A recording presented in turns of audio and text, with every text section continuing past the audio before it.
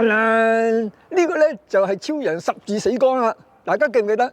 今日點解咁樣拍呢？就因為超人嘅片集喺70年代嘅時候呢，就好風靡咗我哋香港。咁我哋好多細路仔呢都中意睇嘅，就係因為呢啲咁嘅超人片集呢受歡迎，所以呢香港好多電影公司同埋電視台呢都製作呢啲日本式嘅超人電影同埋片集啦。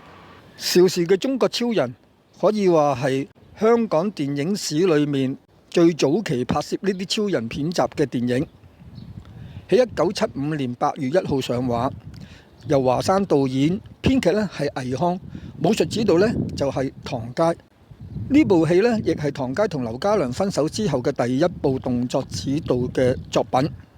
至於呢部片裏面嘅中國超人呢，就係依家我哋認識嘅成日扮差人嗰個李修賢啦。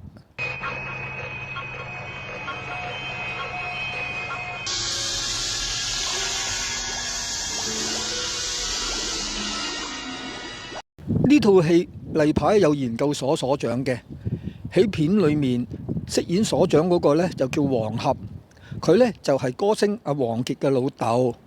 另外呢就仲有劉慧茹飾演嗰個冰河魔王，丹娜呢就飾演電眼魔女，袁曼芝呢就飾演所長個女等等。立刻出發拯救小修羅。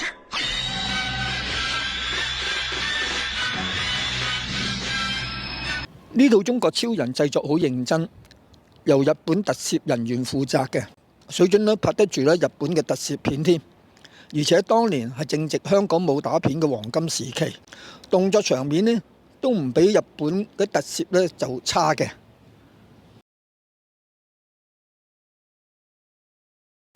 根據1975年嘅報導，呢部戲籌備咗足足有5個月，單淨係用龍虎武師身上呢嘅費用就用咗60萬啦。因為拍攝嘅時候呢天氣炎熱，龍虎武師呢又要着住啲怪獸衫，所以呢就日薪由150蚊就加到200蚊。根據當時嘅報導講呢，自從武俠拳腳片沒落，就好多龍虎武師都失業，所以呢部片用咗60萬呢，就正係啲武師嘅救命錢啦。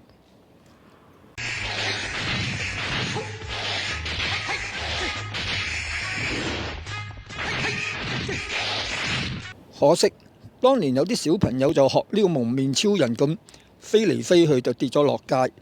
社會對呢一種咁嘅超人片呢就口誅筆伐，因此中國超人上畫就唔係好啱時候啦，而且劇情就欠奉，堆砌一場又一場嘅打鬥，最終票房係未如理想。除咗電影之外，電視一樣有日式特攝英雄，不過一次咁多啦。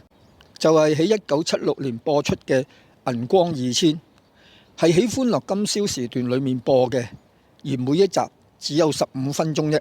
飾演銀光2000嘅張五郎，佢喺70年代係香港嘅武打演員，後來加盟 TVB， 可惜發展欠佳。到咗90年代初，佢都有喺香港拍一啲做反派嘅角色，後來仲去咗荷里活發展添。呢個劇集嘅基地呢，就係一個油站嘅地底，而主角張五郎就以一個油站嘅工人阿明嘅身份作掩飾嘅，仲戴住超誇張嘅近視眼鏡，平日呢就論盡盡，每次變身呢都係靠一條變身嘅腰帶，然後跳上半空打關鬥，好有蒙面超人嘅影子。變身之後嘅造型係一件呢夾乸衣，全件銀色嘅，有條頸巾飄下飄下，仲有架專用嘅跑車。成個設計呢跟日本嗰啲超人片嘅特攝呢都係差唔多嘅。佢嘅好拍檔兼助手呢就係阿花，呢個阿花呢就係自稱有陰陽眼個思明嘅演出嘅。平日喺油站裏面做收銀員，變身之後呢就係藍料啦。成個人呢都係好性感嘅，而且記憶力強，係非常聰明嘅。至於奸角個魔鬼博士呢，佢每次都諗到啲奸計，都係喺自己副啤牌裏面抽一隻出嚟，而每隻牌呢代表一名手下，由呢個手下呢去執行佢嘅任務。而飾演魔鬼博士嘅其中一個手下呢，就係李家鼎，即是呢係阿思明個老公啊。仲有阿吳耀漢、關鍵同埋上官玉，一副啤牌就有54隻，照道理可以播50幾集啦。不過主打小朋友嘅劇集，竟然放喺9點幾嗰度播，反應自然就唔理想啦。於是呢套劇集就只播咗4集就腰斬啦。因此現存嘅資料就少之極少，相片更係幾乎絕無僅有。我哋係好難先揾到呢一啲喺呢度同大家分享。